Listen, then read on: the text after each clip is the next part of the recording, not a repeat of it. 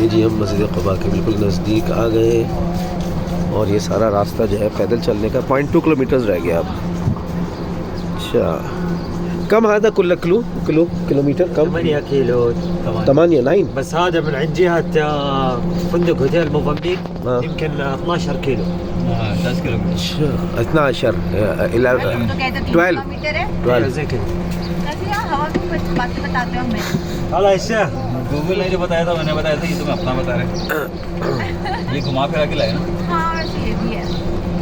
ये जी क़ुबा मस्जिद की पार्किंग में रास्ता बहुत अच्छा है, मतलब इस पे तो बहुत आप अच्छा आराम से है, वॉक कर, beautiful। लंबी है बहुत, लेकिन आप नहीं मेरा ख्याल 1 घंटे में पहुंचने का है आराम 1 से। घंटे में आराम से पहुंचते हैं। सुबह फजर में निकले, फजर पढ़ के निकल आए हल्दी वल्दी। वॉक करने की बात है। नहीं है, लेकिन दिस पार्ट ऑफ मदीना है ना, बड़ा जबरदस्त है। पैदल आए तो यहीं रास्ते में नाश्ता कर ले। वालेकुम अस्सलाम। हज़ा खलास تشيك بوينت لا चेक पॉइंट। अच्छा